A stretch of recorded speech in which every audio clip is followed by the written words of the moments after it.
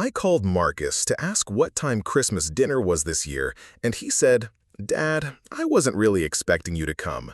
We're doing our own thing now." My daughter Elena chimed in from the background, "Yeah, it's just going to be us and our friends. You'd probably be bored anyway."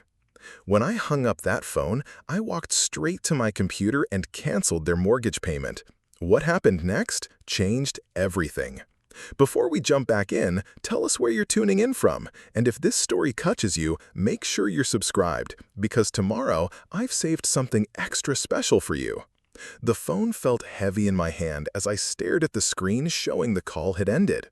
23 years of Christmas mornings, birthday parties, graduations, and family traditions, and now I wasn't expected.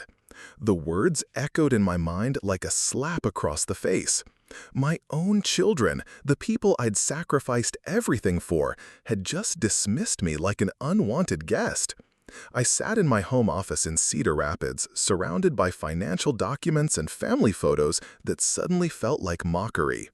The December wind rattled the windows of the house I'd worked 60-hour weeks to afford, the same house where Marcus and Elena had grown up believing that Dad would always be there to fix everything, pay for everything, provide for everything. The mortgage payment for their Phoenix townhouse was due in 3 days. $1,200 that I'd been covering for the past 14 months, ever since Marcus lost his marketing job and Elena decided to pursue her dreams as a freelance graphics designer. They'd moved to Arizona after college, claiming they needed space to find themselves, but somehow, Dad's money always found its way to their bank account when rent was due. I opened my laptop and logged in to the mortgage company's website. The payment was scheduled for automatic withdrawal from my checking account on December 15th, just like every month for over a year. My finger hovered over the cancel button. One click would end my financial responsibility for their adult choices. One click would force them to face the reality they'd been avoiding for too long. The December evening was cold and gray through my office window, matching the chill that had settled in my chest. I thought about all the Christmases when they were young, when Marcus would wake up at 5 in the morning, bouncing on my bed, demanding that we open presents immediately. Elena would follow, still rubbing sleep from her eyes, but equally excited about the magic of the morning. I'd spend weeks planning the perfect gifts, staying up late on Christmas Eve to assemble bicycles and dollhouses, making sure every detail was perfect for their joy. Those children had grown into adults who found my presence inconvenient. Adults who took my financial support for granted while building their own traditions that didn't include the man who'd made their comfortable lives possible. The irony wasn't lost on me that they could afford a lifestyle in Phoenix, complete with friends and dinner parties, because I was covering their housing costs from 1,000 miles away. I clicked Cancel Payment. The screen asked if I was sure I wanted to cancel the scheduled transaction. Yes, I was sure, more sure than I'd been about anything in years. A confirmation message appeared, informing me that the December mortgage payment had been successfully canceled. I closed the laptop and leaned back in my chair, feeling a strange mixture of liberation and sadness. Marcus was 31 years old. Elena was 28. Both college graduates with degrees I'd paid for, living in a city they'd chosen, pursuing careers they'd selected. If they wanted to be independent adults who made their own holiday plans without consulting their father, then they could handle their own adult responsibilities without Daddy's checkbook. My phone buzzed with a text message from my sister Catherine, who lived in Minneapolis. "Looking forward to seeing you at Mom's Christmas dinner this weekend. It's been too long since we've all been together." I stared at the message, remembering that I'd actually been looking forward to spending Christmas with my elderly mother and extended family. The only reason I'd called Marcus and Elena was to see if they wanted to join us, to include them in the family gathering that had been planned for months. Instead of being welcomed into their plans, I'd discovered that I wasn't part of their plans at all. The house felt enormous around me as I walked to the kitchen to make dinner. It was a 4-bedroom colonial that had once echoed with children's laughter and teenage arguments. Now it was just me, rattling around in rooms that held memories of a family that had grown up and moved on. The mortgage was paid off years ago, one of the benefits of working as a senior engineer at Collins Aerospace for nearly 3 decades. I'd climbed the corporate ladder steadily, earning promotions and salary increases that allowed me to provide well for my family. After my divorce from Patricia 6 years ago, when the kids were already adults, I'd hoped that my relationship with Marcus and Elena would remain strong. Patricia had moved to California to be closer to her sister, and the kids had chosen Arizona, leaving me alone in Iowa with the house full of memories and the bank account they still treated as their personal safety net. The pattern had started gradually. A phone call asking for help with a security deposit. Another call when Elena's car broke down and needed expensive repairs. Marcus losing his job and needing help with rent until he found something else. Each request came with promises about paying me back, about it being temporary, about how much they appreciated everything I did for them. But appreciation and respect are different things. Appreciation is saying thank you after someone helps you. Respect is considering that person's feelings and including them in your life because you value their presence, not just their bank account. My children had learned to appreciate my financial contributions while losing respect for me as a person worth including in their adult lives. I heated up leftover soup for dinner and ate it while reading the Cedar Rapids newspaper. The local news covered community Christmas events, charity drives for needy families, and stories about people coming together during the holiday season. The irony was sharp. Strangers were organizing to help each other, while my own family had organized to exclude me from their celebrations. That night, I couldn't sleep. I kept replaying the phone conversation, analyzing every word for hidden meanings or misunderstandings. Had I misheard something? Was this some kind of miscommunication that could be cleared up with another call? But Elena's comment about me being bored echoed too clearly. The assumption that I wouldn't fit into their social circle, that their friends were more important than their father's company. When had I become someone they were embarrassed by rather than excited to see? I remembered last Christmas when I'd flown to Phoenix to visit them. Marcus had spent most of the time on his phone, answering work calls and checking social media. Elena had scheduled coffee dates with friends during my visit, leaving me alone in their apartment while she socialized with people who were apparently more interesting than her father. I'd chalked it up to them being busy young adults, but looking back, the signs of indifference had been there all along. The mortgage payment I'd just canceled represented more than money. It represented 14 months of enabling their independence while being excluded from their lives. 14 months of making it possible for them to build friendships and social connections in Phoenix while treating their father like a distant relative who occasionally sent checks. I'd been divorced for 6 years, living alone, working hard to maintain connections with my adult children. But connection requires effort from both sides. I'd been putting in all the effort while they put in all the requests for financial assistance.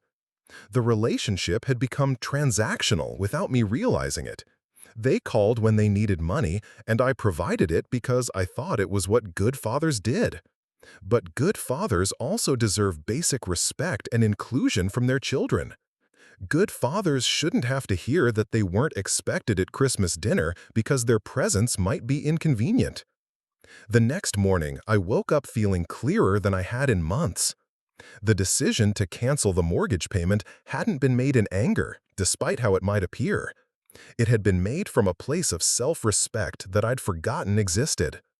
At 62 years old, I was tired of begging for scraps of attention from people who only valued what I could do for them financially. I made coffee and checked my email. Among the usual work messages and advertisements was a note from my mother, reminding me about Christmas dinner and asking if I'd heard from Marcus and Elena about their plans. She'd always hoped that her grandchildren would eventually move back to the Midwest, but she understood their desire to build independent lives. What she wouldn't understand was their casual dismissal of their father's feelings. I decided not to mention the conversation to her yet. Christmas was still over a week away, and I wanted to see how long it would take for Marcus and Elena to realize that their safety net had been removed. The mortgage payment was due in 2 days, And when it didn't arrive, they'd get a notification from the mortgage company. What they did with that information would tell me everything I needed to know about their character and their priorities. Work provided a welcome distraction. Collins Aerospace was in the middle of several important projects, and my expertise in avionics systems kept me busy with meetings and technical reviews. My colleagues had become more than coworkers over the years, developing into genuine friendships built on mutual respect and shared professional goals. Unlike my relationship with my children, these connections were balanced. People valued my opinions, sought my advice, and included me in social activities because they enjoyed my company. During lunch, I sat with Jim Rodriguez, a fellow engineer who'd been dealing with his own family challenges. His teenage daughter had been struggling with college applications, and he'd been staying up late helping her with essays and financial aid forms. "Sometimes I wonder if all this effort is worth it," Jim said, stirring his coffee. "She acts like I'm just interfering when I try to help, but then expects me to pay for everything." I thought about my own experience with ungrateful children who'd grown into ungrateful adults. "The effort is worth it," I told him, "but there comes a point where help becomes enabling, and love becomes a one-way street." Jim nodded thoughtfully. "How do you know when you've reached that point?" "When they stop seeing you as a person and start seeing you as a resource," I replied. "When they make plans for their life that don't include space for you, but still include space for your money." The conversation stayed with me as I drove home through the early December darkness. Cedar Rapids looked beautiful with Christmas decorations lighting up the neighborhoods, families preparing for celebrations that would bring them together rather than exclude important members. I felt a pang of loneliness, but also a growing sense of resolve. That evening, my sister Catherine called to chat about Christmas plans. "Mom's so excited to have everyone together," she said. "It's been too long since we've had a proper family gathering." "I'm looking forward too," I said honestly. "It'll be nice to be around people who actually want me there." Catherine caught the bitter edge in my voice. "Everything okay with Marcus and Elena?" I found myself telling her about the phone conversation, about years of financial support met with indifference, about being treated like an inconvenience rather than family. Catherine listened without judgment, occasionally making sympathetic sounds. "Robert," she said when I finished, "you've been too generous for too long. Those kids need to learn that relationships require effort from both sides." "I canceled their mortgage payment," I admitted. There was a pause before Catherine spoke again. "Good," she said firmly. "It's about time they learned to stand on their own feet." Her support meant more than I'd expected. Catherine had watched from a distance as I poured money and energy into children who seemed to take everything without giving anything back. She'd never said anything critical before, but her immediate approval of my decision confirmed that my feelings were justified. The next day was Saturday, and I decided to clean out some of the unused rooms in my house. The exercise felt symbolic, clearing out physical space while clearing out emotional baggage. Marcus's old bedroom still contained posters of bands he'd liked in high school and trophies from sports he'd quit playing. Elena's room held childhood books and art supplies she'd abandoned when more sophisticated interests captured her attention. Both rooms were shrines to people who no longer existed, children who'd grown into adults I barely recognized. I packed away the childhood memorabilia, not throwing it away, but acknowledging that the relationship I'd been trying to maintain was based on memories rather than current reality. As I worked, I thought about the future I wanted to build. At 62, I had good health, financial security, and years ahead of me. I could travel, pursue hobbies, develop friendships, maybe even find romantic companionship. I'd been so focused on maintaining connections with my children that I'd forgotten to invest in my own happiness. The mortgage payment deadline came and went. Sunday evening, I checked my bank account and confirmed that the $1,200 remained untouched. Tomorrow, Marcus and Elena would receive notification that their payment was late. The real test would be how they responded to this first sign that Dad's financial support wasn't guaranteed. I didn't have to wait long. Monday morning at work, my phone rang during a coffee break. Marcus's name appeared on the screen and I let it go to voicemail. The second call came an hour later, followed by 3 text messages asking me to call back immediately. By lunchtime, Elena had called twice and sent several increasingly frantic messages. I waited until I got home from work to listen to the voicemails.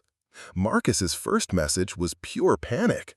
"Dad, there's some kind of problem with the mortgage payment. The company called and said it was declined. Can you check on this right away? We can't afford to miss a payment." His second message was more demanding. "Dad, I've been trying to reach you all day. This is urgent. Call me back immediately." Elena's messages followed a similar pattern, starting with confusion and escalating to demands for immediate attention. Neither of them had bothered to ask if I was okay, if something had happened to me, if there was a personal crisis that had prevented me from handling their financial obligations. Their only concern was that their safety net had failed to catch them. I made dinner, watched the evening news, and read a few chapters of a book I'd been enjoying. Around 9 o'clock, I finally returned their calls. Marcus answered on the first ring. "Dad, thank God! What happened with the mortgage payment?" "I canceled it," I said simply. There was a long pause. "You canceled it? Why? What's wrong?" "What's wrong," I said calmly, "is that I wasn't expecting to be invited to Christmas dinner, so I decided I wasn't expecting to pay your mortgage anymore."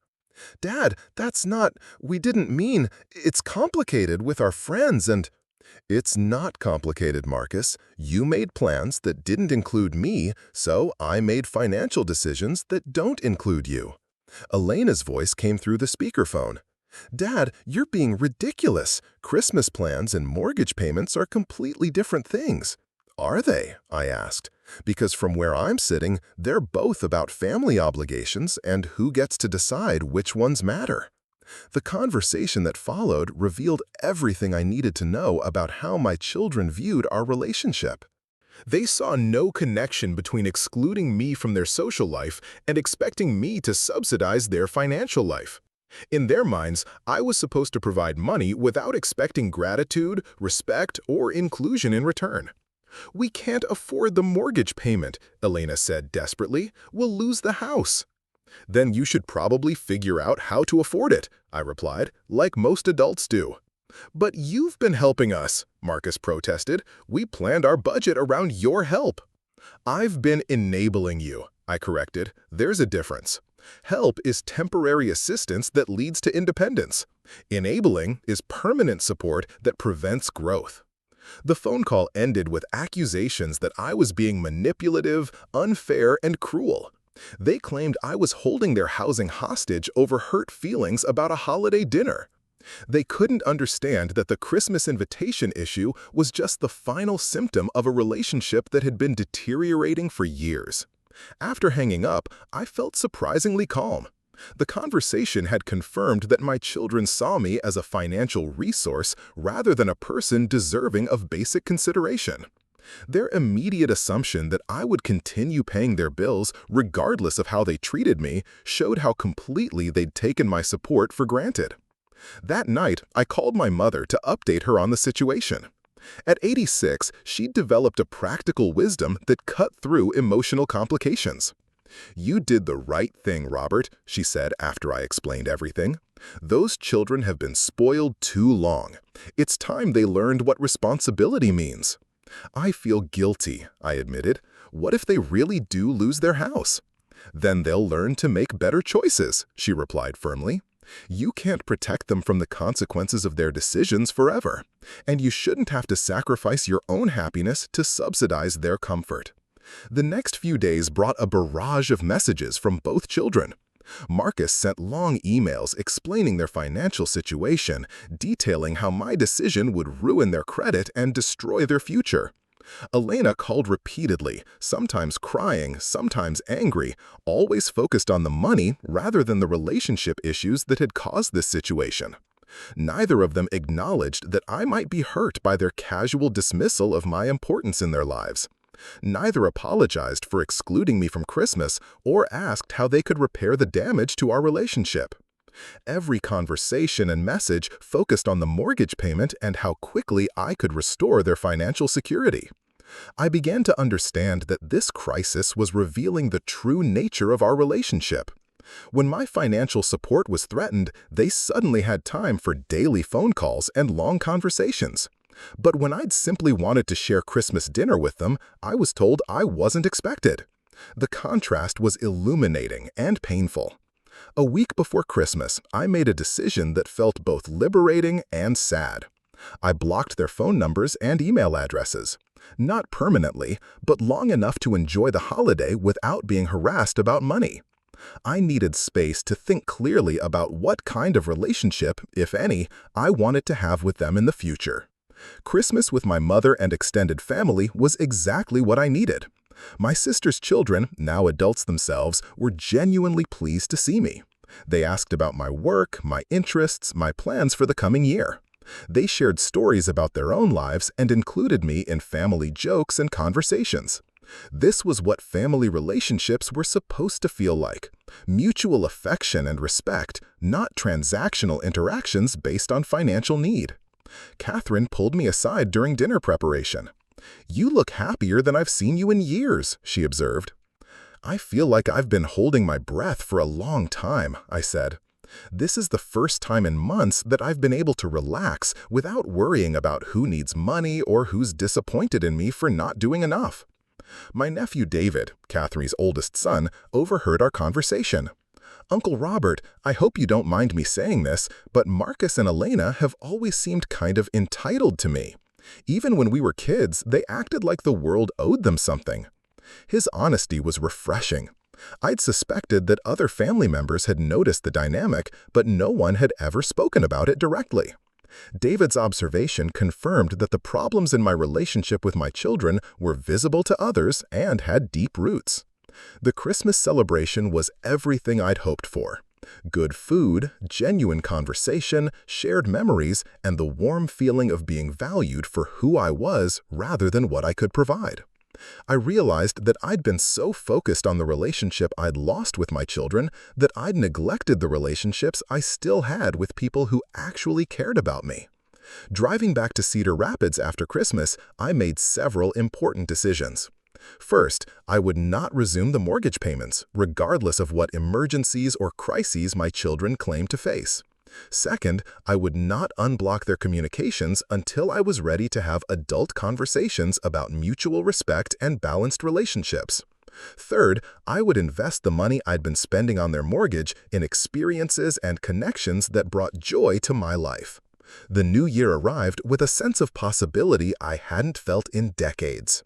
I booked a trip to New Zealand for March, something I'd always wanted to do but had never felt financially comfortable pursuing while supporting adult children. I enrolled in a photography class at the local community college, pursuing a creative interest that had been dormant for years. I started having regular dinners with Jim Rodriguez and other colleagues, building friendships based on shared interests rather than family obligations. February brought the first communication from my children since I'd blocked them. A letter arrived in the mail, handwritten by Elena, expressing desperation about their financial situation. They'd managed to make January's mortgage payment by borrowing money from friends, but couldn't sustain that solution long term. The letter was full of emotional appeals and promises to do better, but still contained no acknowledgement of the relationship issues that had triggered this crisis. Marcus had apparently lost another job, making their situation even more precarious. Elena's freelance work was inconsistent, and they were now facing the reality that their lifestyle in Phoenix wasn't sustainable without external financial support. The letter begged me to reconsider, to remember that they were family, to help them through this difficult time. I read the letter several times, looking for any sign that they understood why I'd made this decision. There was none. They were still focused entirely on the financial consequences rather than the emotional causes. They wanted me to rescue them without any commitment to treating me with basic respect and consideration. I wrote a brief response explaining that I was open to rebuilding our relationship, but that it would require mutual effort and respect. I invited them to visit Cedar Rapids for a weekend to have honest conversations about how we could develop a healthier dynamic. I made it clear that financial support would not be part of any future relationship until they demonstrated genuine interest in including me in their lives for reasons other than money. The response came quickly via email, after they'd apparently found a way around my blocks. Marcus wrote that they couldn't afford to travel to Iowa and couldn't take time away from job hunting to visit. Elena added that they needed immediate financial help, not family therapy sessions. Both messages had an undertone of resentment, as if I was being unreasonable for wanting a real relationship with my children rather than just serving as their personal bank. Their responses confirmed what I'd suspected. They weren't interested in repairing our relationship, they just wanted to restore their access to my money. The idea of investing time and effort in connecting with me as a person was apparently less appealing than finding other sources of financial support.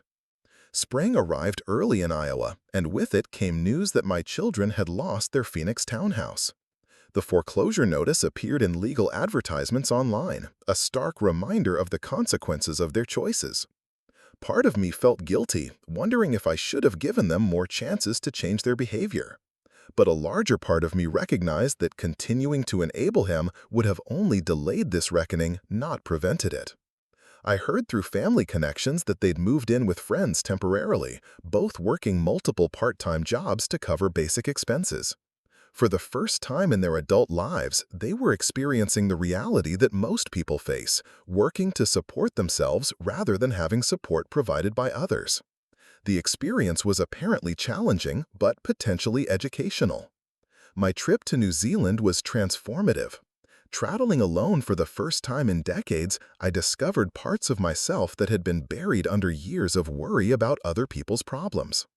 I hiked through stunning landscapes, met interesting fellow travelers, and documented the experience through photography that was improving with practice.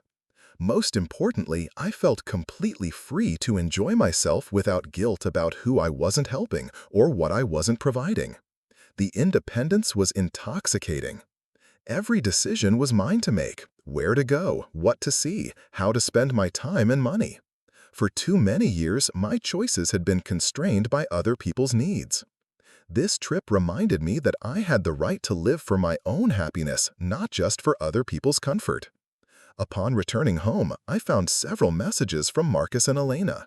Their tone had changed somewhat, less demanding and more reflective. Apparently, the experience of supporting themselves had given them new perspective on how much I'd been doing for them over the years. Marcus had found stable employment at a Phoenix marketing firm, and Elena's freelance business was growing steadily. They were living in a much smaller apartment, sharing expenses, and learning to budget carefully. Most significantly, they were asking about my trip and expressing interest in my photography hobby. For the first time in years, they seemed curious about my life rather than just focused on their own needs. The change was subtle but noticeable, suggesting that independence might be teaching them lessons that my financial support had prevented them from learning. I decided to cautiously re-engage with them, but on terms that protected my emotional well-being. I would share updates about my life and interests, and I would listen to theirs, but I would not provide financial assistance or allow them to treat me as a source of emergency funding. The relationship, if it was going to exist at all, needed to be built on mutual interest and respect rather than financial dependency. The conversations that followed were different from any we'd had in years. Without the underlying tension of financial requests and obligations, we could actually talk about real topics: their work challenges, my travel experiences, family memories, and future plans. I began to see glimpses of the interesting adults they might become if they continued learning from their current struggles rather than seeking rescue from them. Summer brought an unexpected development.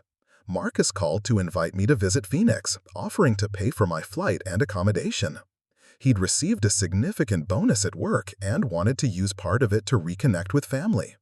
The gesture was small but meaningful. He was offering to spend money on me rather than asking me to spend money on him. I accepted the invitation, curious to see how they were living and whether the changes in their circumstances had led to genuine changes in their attitudes. The visit exceeded my expectations in some ways and confirmed my concerns in others.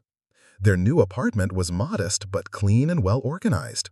Both Marcus and Elena were working hard, managing their finances carefully and taking pride in their growing independence. They cooked dinner for me rather than expecting me to take them to expensive restaurants, and they planned activities around conversation and connection rather than entertainment they expected me to fund. However, I also sensed underlying resentment about their changed circumstances. They made several comments about how much easier their lives had been when I was helping with expenses and how difficult it was to live on their actual incomes rather than their previous subsidized lifestyle. Part of them seemed to blame me for their current financial constraints rather than taking responsibility for their previous dependence. Preparing and narrating this story took us a lot of time, so if you are enjoying it, subscribe to our channel. It means a lot to us. Now, back to the story. The visit was pleasant, but guarded on both sides. I was cautious about appearing too supportive of their current struggles, not wanting to enable them to slide back into dependency. They were careful not to make direct requests for money, but their hints about financial stress were frequent and obvious. We had one honest conversation during my visit, sitting on their small apartment balcony in the Arizona evening heat. Marcus brought up the mortgage payment situation directly for the first time in months. "Dad, I think I understand why you stopped helping us," he said carefully. "We weren't treating you like family, just like a bank account." Elena nodded, though I sensed reluctance in her agreement. "We took you for granted. We assumed you'd always be there to solve our problems without thinking about what you needed from us." I appreciated the acknowledgement, though I wondered how deep their understanding really went. "What I needed was to feel valued for who I am, not just what I could provide," I said. "I wanted to be included in your lives because you enjoyed my company, not just contacted when you had financial emergencies." "We do value you," Marcus insisted. "We just got caught up in our own problems and forgot to show it." Forgetting occasionally is human. Making it a pattern for years is a choice. The conversation was productive but incomplete. They understood intellectually that they'd been taking advantage of my generosity, but I wasn't convinced they fully grasped the emotional impact of their behavior or their responsibility for changing the dynamic going forward. I returned to Cedar Rapids with mixed feelings.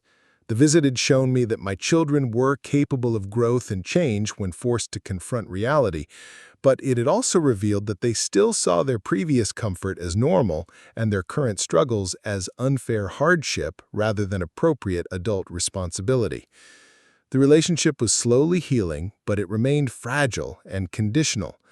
They were learning to appreciate what I'd provided over the years, but primarily because they now understood how difficult it was to provide those things for themselves.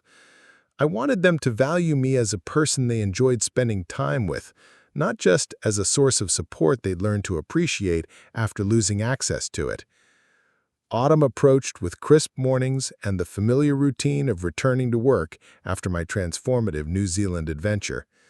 The photos I'd taken during my travels now decorated my home office, replacing family portraits that had once reminded me daily of relationships built on obligation rather than genuine connection. Each landscape image represented freedom, independence, and the discovery that happiness didn't require other people's approval or gratitude. My colleagues at Collins Aerospace noticed the change immediately.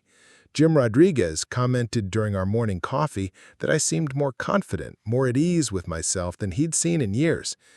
The photography class I'd enrolled in was expanding my creative horizons, and the Wednesday evening sessions had become a highlight of my week. Fellow students were accomplished professionals from various fields, united by artistic curiosity rather than family drama. Sarah Chen, a retired physician who specialized in landscape photography, had become a particularly valued friend. Our conversations ranged from technical camera settings to philosophical discussions about capturing authentic moments. She'd been divorced for over a decade and had learned to build a fulfilling life around personal interests rather than depending on others for validation. "Independence is terrifying at first," she told me during one of our photo walks along the Cedar River. "But once you embrace it, dependence starts feeling suffocating." Her words resonated deeply. I had spent so many years feeling suffocated by my children's financial needs and emotional demands that I'd forgotten what it meant to breathe freely. Now, with Marcus and Elena forced to manage their own lives in Phoenix, I was discovering aspects of myself that had been buried under decades of parental responsibility. The mortgage payment I'd canceled 6 months earlier had created ripple effects that extended far beyond their housing situation. Without my financial safety net, they'd been forced to make adult decisions about career priorities, spending habits, and long-term planning. The process had been painful for them, but educational in ways that my previous enabling had prevented. Marcus had thrown himself into his marketing career with unprecedented focus, earning 2 promotions in 6 months. The young man who'd previously treated work as an inconvenience between gaming sessions had discovered that professional success required consistent effort and strategic thinking. His phone calls to me now included genuine enthusiasm about projects and achievements rather than complaints about workplace difficulties. Elena's freelance graphic design business had evolved from a hobby into a legitimate enterprise. Necessity had taught her skills in client management, project pricing, and business development that she'd never bothered to learn while relying on my financial support. Her recent messages included portfolio pieces she was genuinely proud of, work that reflected artistic growth born from economic pressure.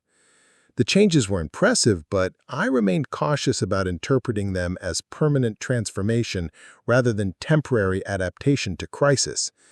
People often modify their behavior when circumstances demand it, only to revert to previous patterns once external pressure is removed. I wanted to see sustained growth over time before allowing myself to believe that my children had truly learned from their experience of independence. November brought an unexpected phone call that tested my resolve to maintain boundaries while remaining open to genuine reconciliation. Elena called on a Tuesday evening, her voice carrying excitement rather than the desperation that had characterized our conversations for months.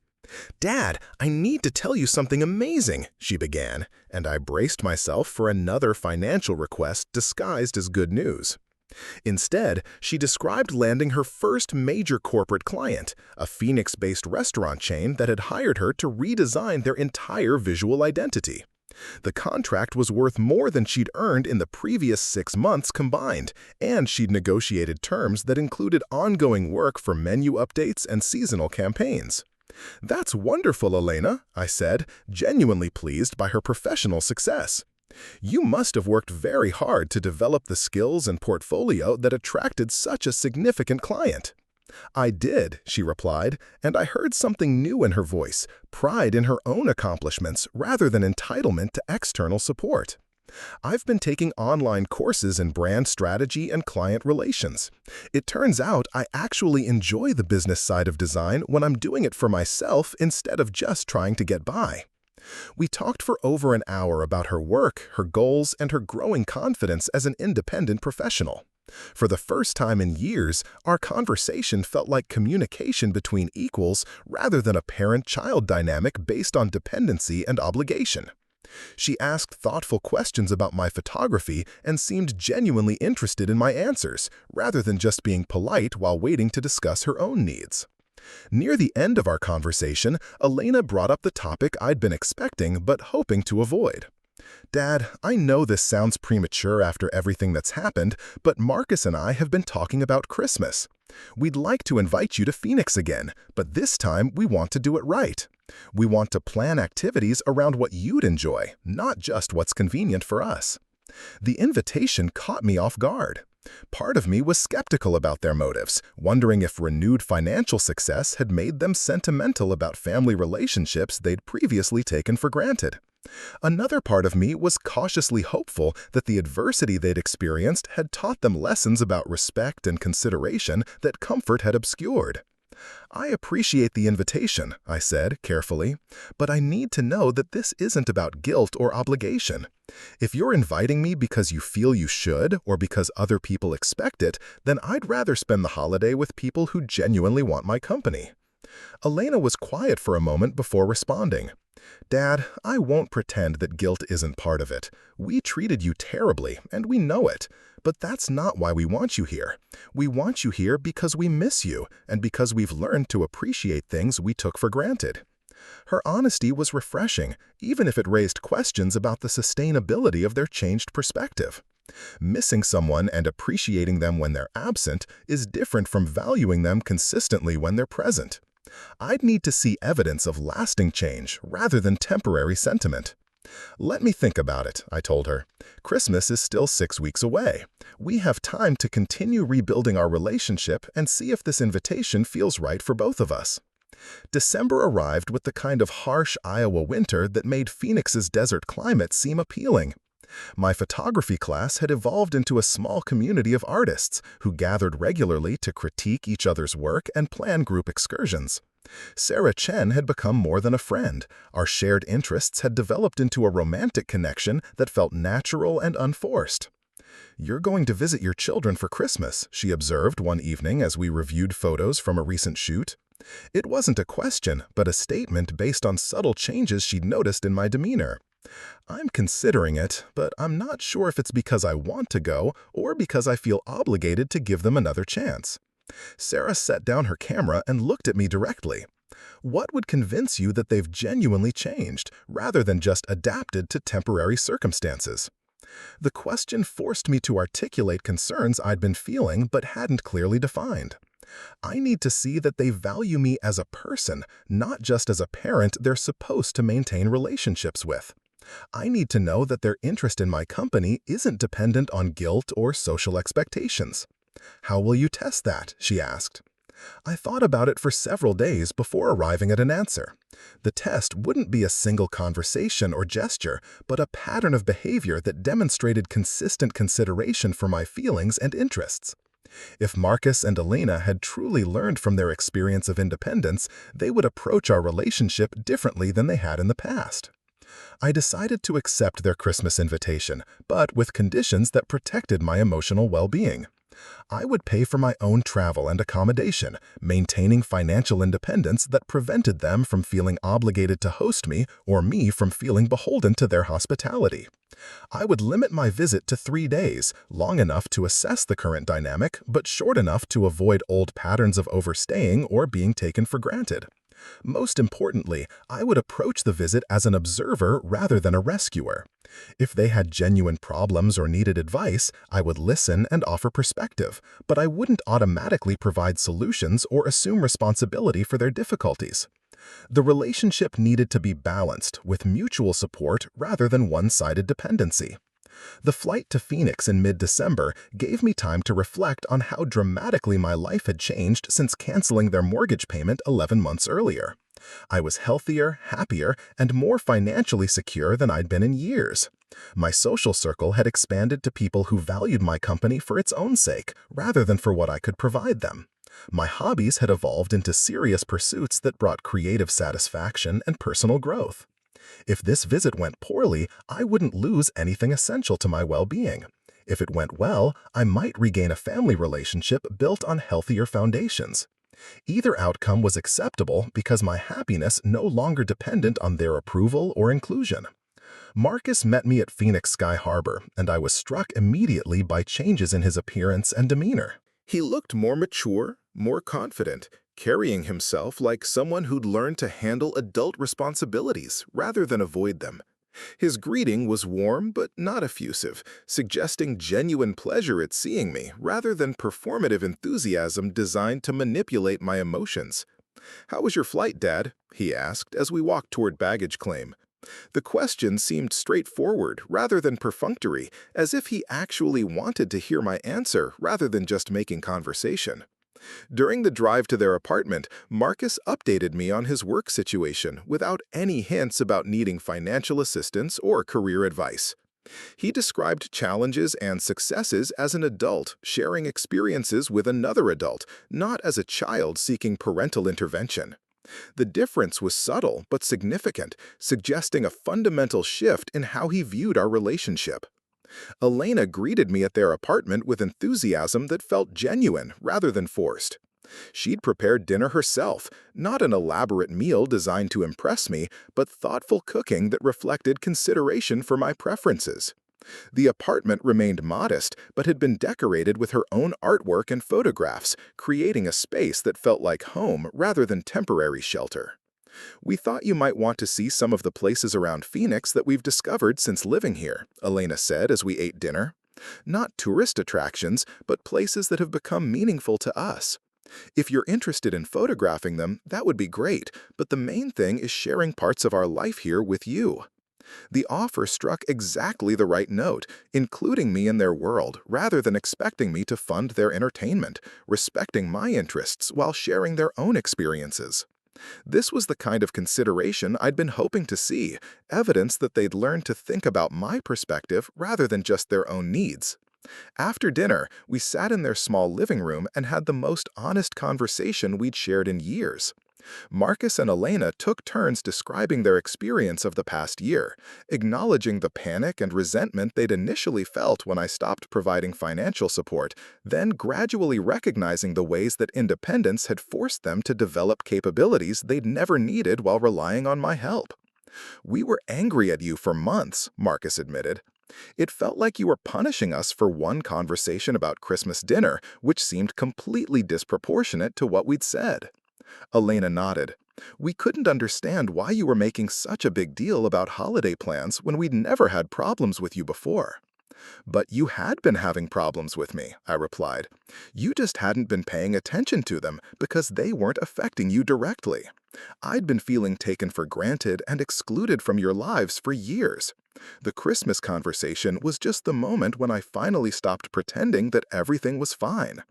They listened without becoming defensive, which was itself a significant change from our previous interactions.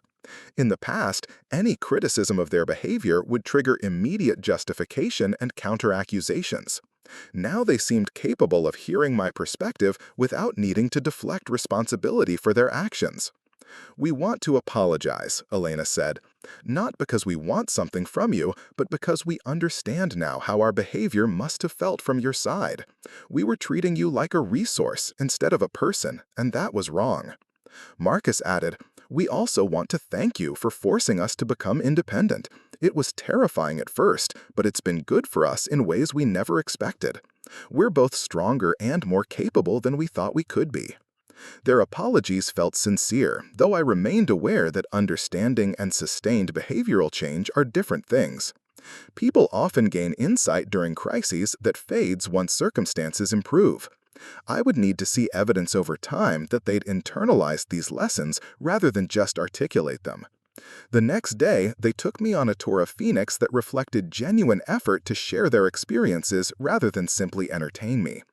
Elena showed me locations where she'd done photography for her design work, explaining how the desert landscape had influenced her artistic development. Marcus described neighborhoods where he'd learned to appreciate architectural details and urban planning concepts that related to his marketing projects. We visited a small gallery where Elena's work was featured in a group show, and I felt genuine pride in her artistic accomplishment. The pieces displayed sophisticated understanding of color, composition, and concept that she'd developed through disciplined practice rather than casual dabbling. This was professional quality work created by someone who'd learned to take her talent seriously. At the gallery, Elena introduced me to other artists and clients who clearly respected her professional capabilities. One gallery owner mentioned that Elena's reliability and business professionalism were as impressive as her creative skills, qualities that had emerged from necessity when she could no longer afford to be casual about deadlines and client relationships. "Your daughter is one of our most professional artists," the gallery owner told me. "She treats her work like a business, which is rare in someone so young." The comment pleased me not just because it reflected well on Elena, but because it demonstrated that her growth had been recognized by people outside our family. External validation suggested that her changes were substantial rather than superficial. That evening, we attended a company holiday party for Marcus's marketing firm. I watched him interact with colleagues and supervisors, noting the respect he'd earned through consistent performance and professional behavior. His coworkers included him in conversations about strategy and industry trends, treating him as a valued team member rather than junior staff. Marcus has become one of our most reliable account managers, his supervisor told me during the party. He has excellent instincts for client relationships and really understands how to translate business needs into marketing strategies. Again, the external recognition suggested that Marcus's professional development was genuine rather than temporary. He'd learned skills and earned respect that couldn't be faked or sustained without real commitment to growth. On my final day in Phoenix, Marcus and Elena presented me with a photo album they'd created, documenting their year of independence. The pictures showed them working, socializing, exploring Arizona, and managing the daily activities of adult life. What struck me most was how happy they looked in the photographs. Not the forced cheerfulness of people pretending everything is fine, but the genuine satisfaction of people who discovered they could handle challenges and create meaningful lives for themselves. "We wanted you to see that this year hasn't just been about surviving without your help," Elena explained. "It's been about discovering who we are when we're responsible for our own choices and consequences." The album included a section of photographs from their old life in the townhouse I'd been paying for, contrasting their previous comfort with their current circumstances. The earlier pictures showed them surrounded by expensive possessions and entertainment, but their expressions seemed less engaged, less alive than in the recent photographs, where they looked genuinely content despite more modest surroundings. "We had more stuff when you were supporting us," Marcus observed, "but we weren't happier." If anything, we were less happy because we never had to work for anything or appreciate what we had. Their insight impressed me because it suggested they'd learned lessons that went beyond financial management to deeper questions about personal fulfillment and self-respect. These were the kinds of realizations that could create lasting change rather than temporary adjustment to difficult circumstances. As I prepared to return to Cedar Rapids, I felt cautiously optimistic about our relationship's potential for recovery. Marcus and Elena had demonstrated genuine growth, external validation of their development, and thoughtful reflection on their previous behavior. They'd also shown consistent consideration for my feelings and interests throughout my visit, including me in their lives because they valued my company rather than because they felt obligated to maintain family connections. However, I remained aware that 3 days of positive interaction didn't erase years of problematic patterns. Real change would need to be demonstrated over time through consistent behavior that showed they'd internalized new ways of relating to me and to their own responsibilities. This visit had been encouraging, but it was only the beginning of rebuilding trust and establishing healthier boundaries. At the airport, Marcus and Elena both hugged me with what felt like genuine affection rather than dutiful performance. "Thank you for coming, Dad," Elena said, "and thank you for being patient with us while we figured things out." Marcus added, "We hope you'll consider coming back for future visits, not just holidays, but whenever you want to see what we're up to or share what you're doing. We want to be part of your life, not just have you be part of ours when it's convenient for us." Their words suggested they understood that relationships require mutual interest and effort rather than one-sided accommodation to the other party's needs and schedule. This was exactly the kind of understanding I'd hoped they would develop through their experience of independence. The flight back to Iowa gave me time to process the visit and consider what it meant for our future relationship. I felt genuinely hopeful for the first time in years that Marcus and Elena might become adults I could enjoy spending time with rather than children who required constant support and management. They'd shown capabilities I hadn't known they possessed and insights I hadn't expected them to develop. But I also recognized that maintaining these positive changes would require ongoing effort from all of us. They would need to continue growing and maturing without reverting to old patterns of dependency. I would need to continue enforcing healthy boundaries while remaining open to genuine connection. None of this would happen automatically. It would require conscious choices from everyone involved. Most importantly, I'd learned that my happiness and well-being didn't depend on their choices about how to relate to me. Whether our relationship continued improving or reverted to previous dysfunction, I had built a fulfilling life that could withstand either outcome. This knowledge gave me the freedom to engage with them authentically rather than desperately, creating space for genuine connection to develop if they chose to pursue it. Back in Cedar Rapids, I shared details of the visit with Sarah Chen during our evening walk along the frozen river. She listened thoughtfully as I described the positive changes I'd observed and the cautious optimism I felt about future interactions. "It sounds like they've learned some important lessons," she said, "but more importantly, it sounds like you've learned not to depend on their choices for your own happiness." Her observation captured exactly what felt most significant about the experience. The visit had been pleasant, but what mattered more was that my contentment with life wasn't contingent on their approval or inclusion.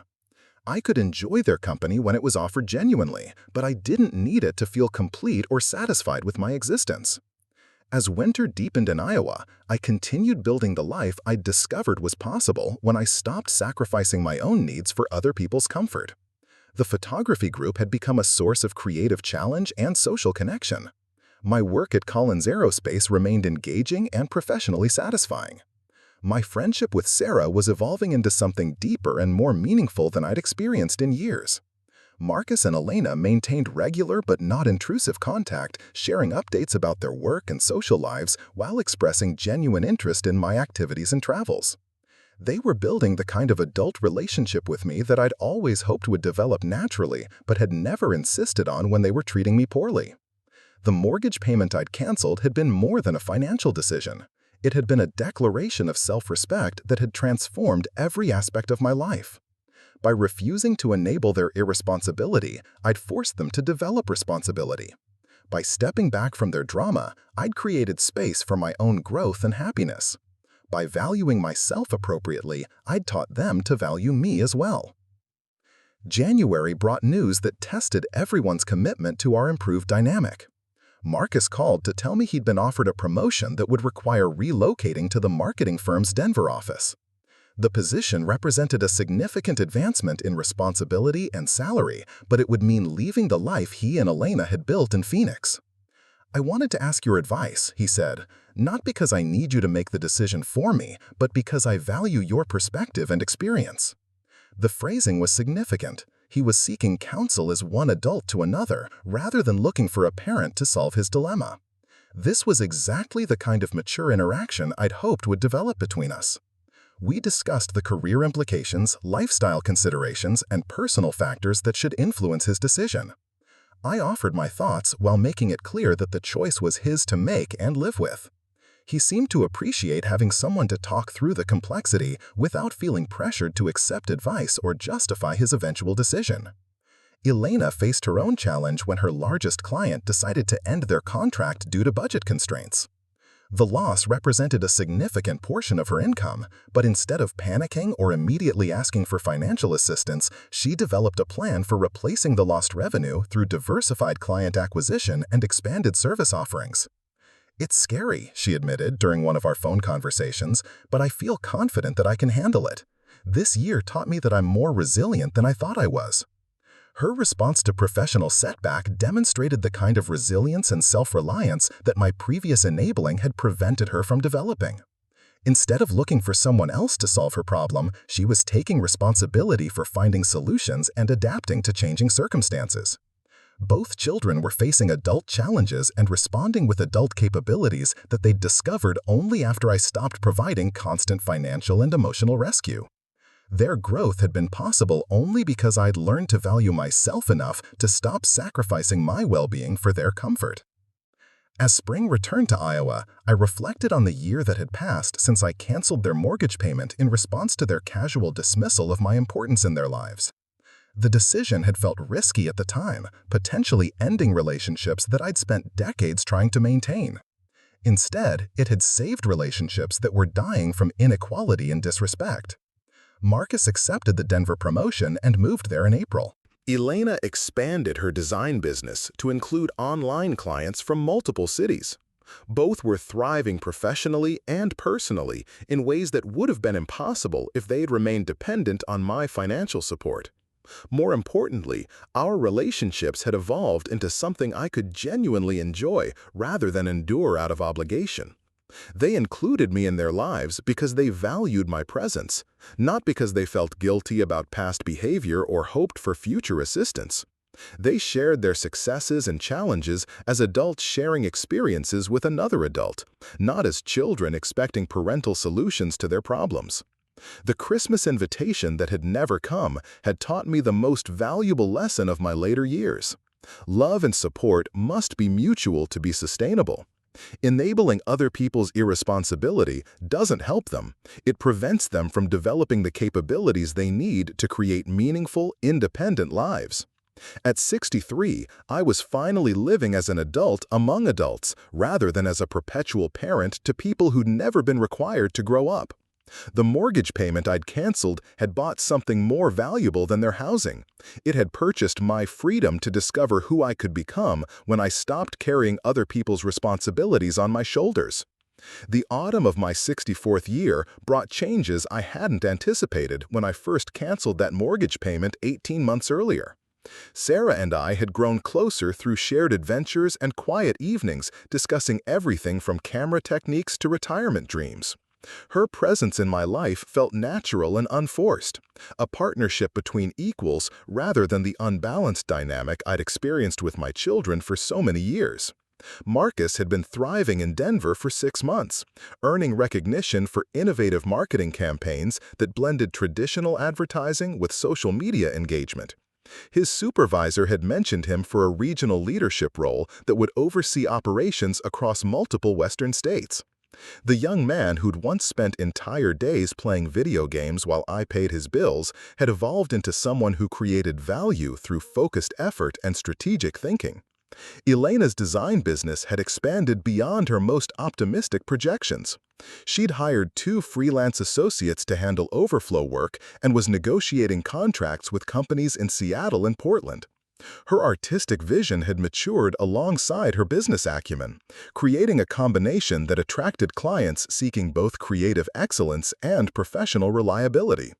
Both of my children had learned lessons from their forced independence that would serve them throughout their adult lives. More importantly for our relationship, they'd developed the capacity for genuine reciprocity rather than one-sided dependency. They called to share achievements and seek advice, but they also asked about my photography, my travels, and my growing relationship with Sarah. The real test of our improved dynamic came in November when I received devastating news that threatened to upend everything I'd built over the past year and a half. During a routine medical examination, my doctor discovered irregularities that required immediate additional testing. The following week brought results that no one in their 60s wants to hear: early-stage cancer that would require aggressive treatment starting immediately. The diagnosis hit me like a physical blow, not just because of the health implications, but because of how it threatened the independence I'd fought so hard to establish. I would need surgery, chemotherapy, and months of recovery that might require assistance with daily activities. The irony was bitter. Just as I'd learned to live for myself rather than constantly supporting others, I might need to depend on others for support. My first instinct was to handle the situation entirely alone, to prove that I could manage this crisis without burdening anyone or compromising the boundaries I'd worked so hard to establish. But Sarah, with her medical background and practical wisdom, helped me understand that accepting help when genuinely needed wasn't the same as enabling others' irresponsibility or sacrificing my own well-being for their comfort. "There's a difference between being used and being loved," she told me during one of our evening walks. "The people who care about you will want to help because they value you as a person, not because they feel obligated or guilty." I decided to tell Marcus and Elena about my diagnosis during our regular monthly phone calls, framing the conversation around medical facts rather than emotional appeals. I explained the treatment plan, the timeline for recovery, and my intention to handle the situation with minimal disruption to anyone else's life. Their responses revealed how much they'd genuinely changed over the past 18 months. Instead of panicking or immediately offering solutions I hadn't requested, they listened carefully and asked thoughtful questions about my medical team, treatment options, and support systems. They expressed concern and affection without trying to take control of decisions that belonged to me. "Dad, I know you value your independence," Marcus said during our conversation, "and we respect that. But if there are specific ways we can help that wouldn't feel intrusive or burdensome, we'd like to know about them." Elena added, "We don't want to overwhelm you with offers you don't want, but we also don't want you to assume we wouldn't be available if you actually needed something." Their approach was perfectly calibrated, supportive without being overwhelming, caring without being controlling. This was the kind of mature, considerate behavior I'd hoped they would develop but had never been able to teach them through words or examples. Surgery was scheduled for early December, with chemotherapy treatments beginning after I'd recovered from the operation. The timing meant I would spend the holidays in medical treatment rather than traveling or socializing, a prospect that initially depressed me until I realized how much my life had changed since the previous Christmas crisis. A year ago, spending Christmas alone would have felt like punishment or abandonment. Now it felt like a choice that reflected my priorities rather than other people's indifference. I had friends who cared about my well-being, activities that brought me satisfaction, and most importantly, the knowledge that my value as a person wasn't dependent on other people's approval or inclusion.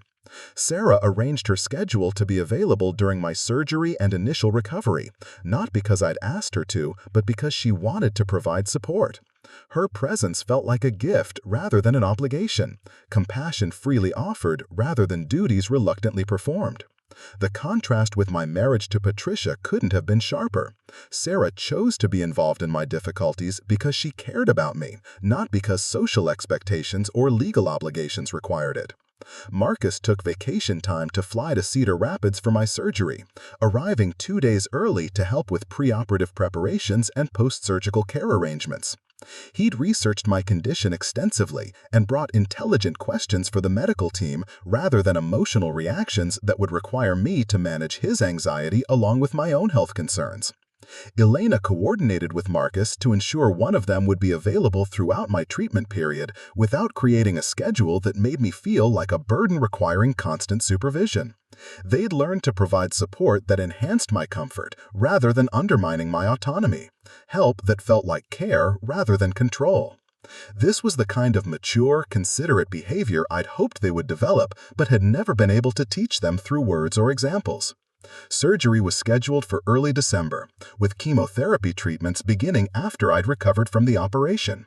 The timing meant I would spend the holidays in medical treatment rather than traveling or socializing, a prospect that initially depressed me until I realized how much my life had changed since the previous Christmas crisis.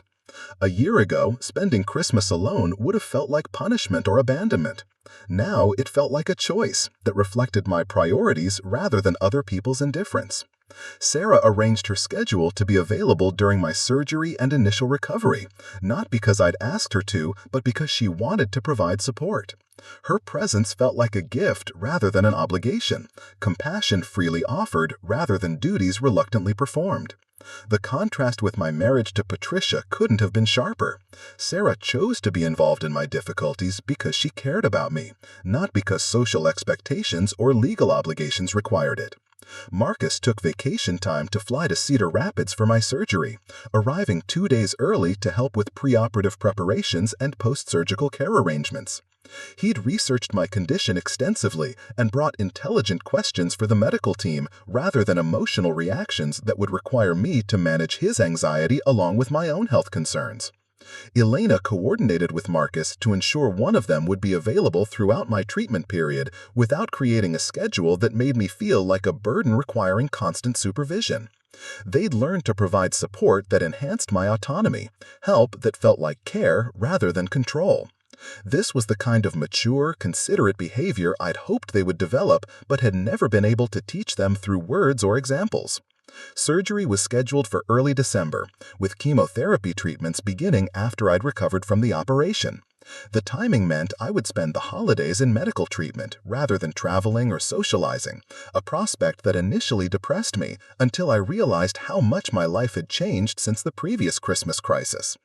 A year ago, spending Christmas alone would have felt like punishment or abandonment. Now it felt like a choice that reflected my priorities rather than other people's indifference. I had friends who cared about my well-being, activities that brought me satisfaction, and most importantly, the knowledge that my value as a person wasn't dependent on other people's approval or inclusion.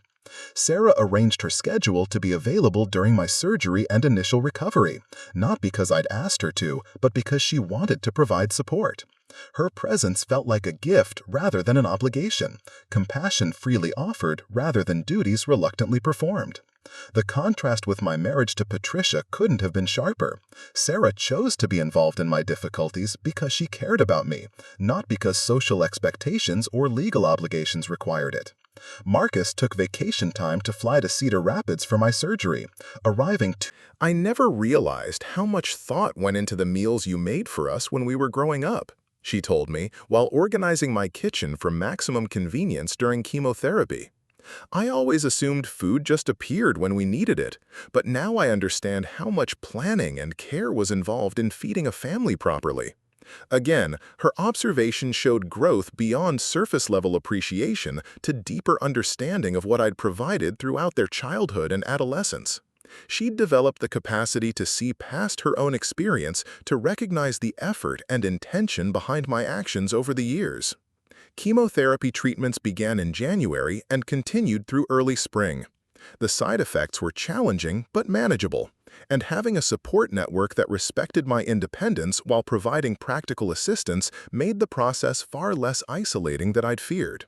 Sarah accompanied me to treatments when her schedule permitted, bringing books and conversation that made long medical appointments more bearable.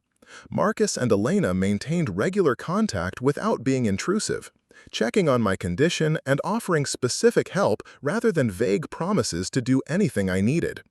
My photography group organized a rotating schedule to ensure I had transportation to appointments and assistance with household tasks when Sarah wasn't available. Jim Rodriguez and other colleagues from Collins Aerospace visited regularly, bringing updates from work and maintaining my connection to professional activities I enjoyed. The outpouring of genuine care from multiple sources proved how much my life had improved since I'd learned to value myself appropriately and build relationships based on mutual respect rather than one-sided obligation. People helped me because they wanted to, not because they felt guilty or obligated, creating a support system that felt nurturing rather than burdensome. By April, my medical team declared the treatment successful and cleared me for gradual return to normal activities. The cancer was in remission, my overall health was good, and my prognosis was excellent. More importantly, I'd navigated a serious medical crisis while maintaining the independence and self-respect I'd worked so hard to establish. The experience had tested everyone's commitment to our improved relationships, and everyone had passed with distinction. Marcus and Elena had provided mature, thoughtful support without trying to control my decisions or make my crisis about their feelings. Sarah had offered companionship and care without sacrificing her own needs or autonomy. Friends and colleagues had rallied around me because they valued me as a person rather than feeling obligated to help. Spring brought renewed energy and optimism about the future. My photography had evolved during recovery as limited mobility had forced me to explore different subjects and techniques. I'd discovered macro photography of flowers and insects, intimate portraits that required patience and careful observation rather than dramatic landscapes that demanded physical stamina. Marcus received the promotion he'd been working toward, accepting a position that would oversee marketing operations across the entire Western region. His success felt earned rather than inherited, built on capabilities he'd developed through disciplined effort rather than advantages provided by family connections or financial support. Elena's business had grown to the point where she was considering opening a physical studio space rather than working exclusively from home. Her artistic vision and business skills had matured simultaneously, creating opportunities that reflected genuine professional development rather than subsidized experimentation. Both of my children had become adults I genuinely enjoyed spending time with. People whose company I sought because I found them interesting rather than because I felt obligated to maintain family relationships. They'd learned to contribute to our interactions rather than just consuming attention and resources, creating dynamic conversations rather than one-sided updates about their needs and problems. In May, Sarah and I decided to take a photography trip to the Pacific Northwest, exploring locations we'd researched but never had time to visit together. The journey felt like celebration of recovery, relationship, and the freedom to pursue experiences that brought us joy rather than constantly managing other people's crises or expectations. We spent 2 weeks documenting the Oregon coast, hiking through old-growth forests, and staying in small towns that offered both photographic opportunities and comfortable accommodations for travelers our age. The trip reminded me how much I enjoyed Sarah's company and how well our different strengths complemented each other during travel and creative projects. "You seem completely different from the man I met 2 years ago," Sarah observed one evening as we reviewed the day's photographs in our hotel room. "More relaxed, more confident, more present in your own life." Her comment prompted reflection on how dramatically my existence had changed since that December evening when I'd canceled Marcus and Elena's mortgage payment. I'd evolved from someone who defined himself through service to others into someone who pursued personal fulfillment while maintaining healthy relationships with people who valued him appropriately. The transformation hadn't been easy or immediate. Learning to value myself had required breaking habits of self-sacrifice that had developed over decades. Establishing boundaries with my children risked losing relationships that, despite their problems, had been important to me.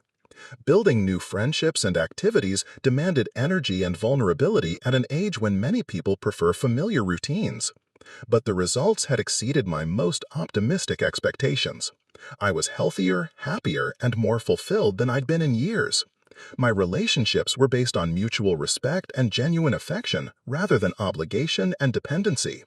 My activities reflected personal interests rather than other people's needs or expectations.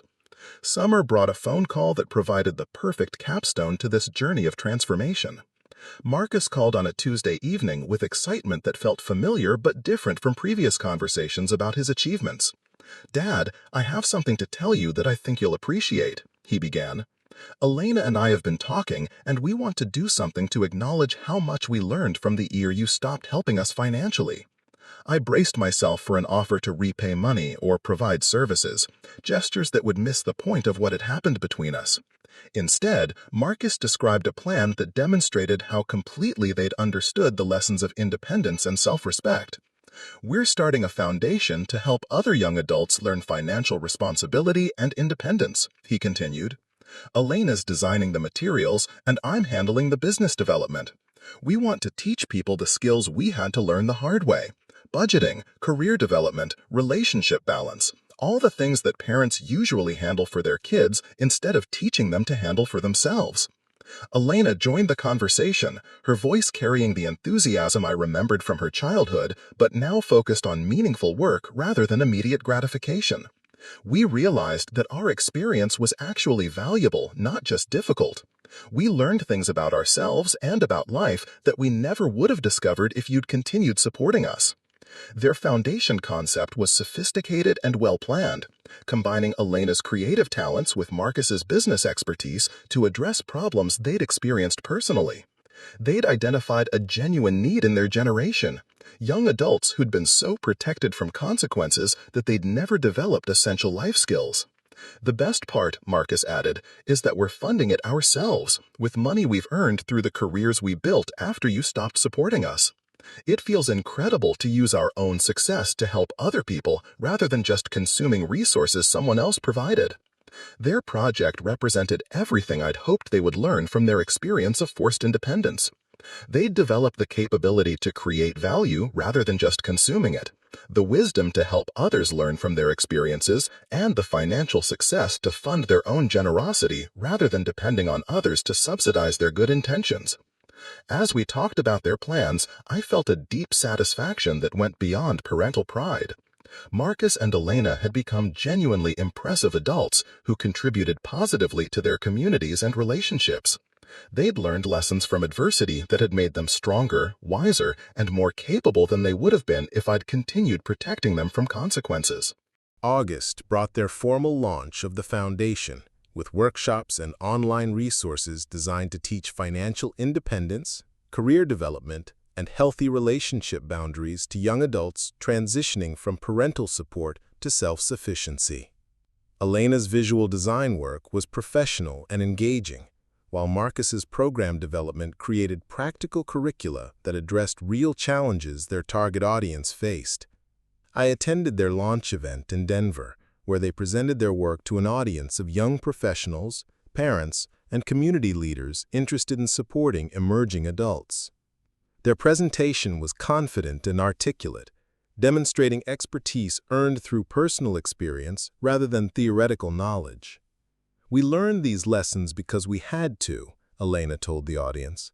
But we believe other people can learn them by choice rather than crisis.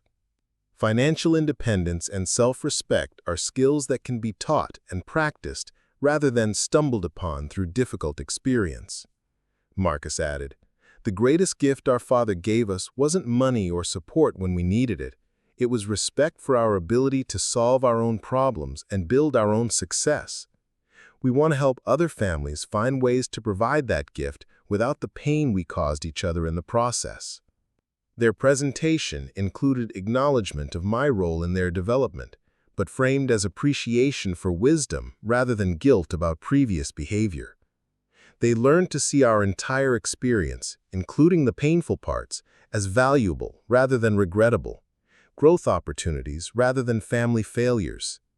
The event was successful beyond their expectations, generating interest from potential participants and funding sources who recognized the value of their approach.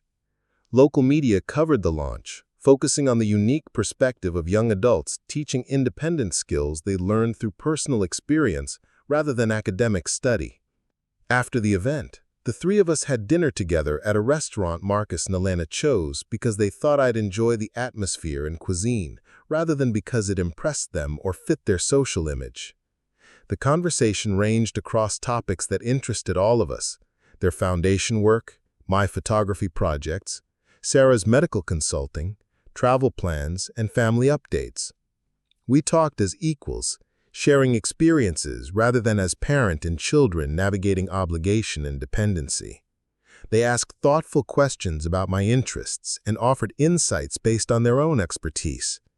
I provided perspective when they sought advice, but didn't automatically assume responsibility for solving their challenges or validating their decisions.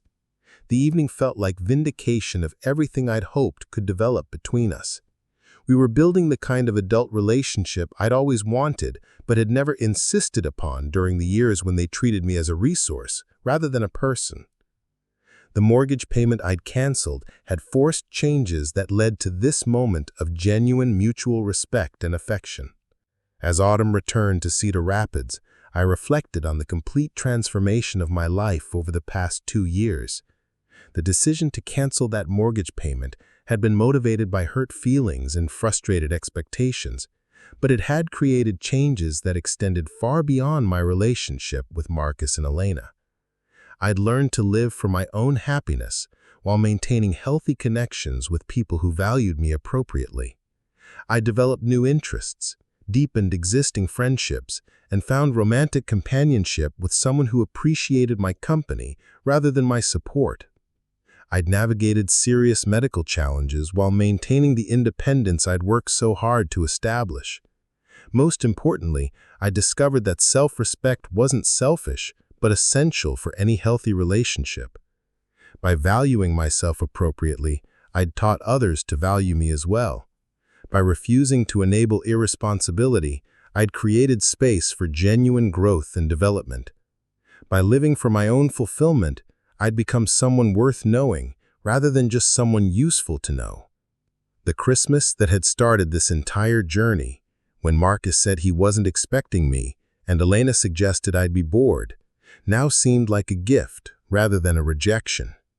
Their casual dismissal of my importance had forced me to examine relationships that had been deteriorating for years under the weight of obligation and dependency. December marked the 2nd anniversary of that conversation, and this year's holiday planning reflected how much had changed. Marcus and Elena invited me to join them for Christmas in Denver, but they also expressed genuine understanding when I explained that Sarah and I had planned a photography trip to Arizona during the holiday period. "We'd love to have you here," Elena said, "but we also want you to do what makes you happy. Maybe we could plan a family gathering at a different time when it works better for everyone's schedule," Marcus added. "Your happiness matters to us now in a way it didn't before. We want you to choose activities because you enjoy them, not because you feel obligated to us or anyone else." Their response demonstrated complete understanding of the lessons we'd all learned through this experience. Family relationships should enhance everyone's well-being, rather than requiring sacrifice from some members for others' comfort. Love expresses itself through consideration and respect, not through obligation and dependency. Sarah and I spent Christmas week photographing desert landscapes and historic mining towns throughout Arizona. The trip combined our shared creative interests with comfortable companionship that felt natural and sustainable. We were building something together based on mutual affection and compatible goals, rather than need or convenience.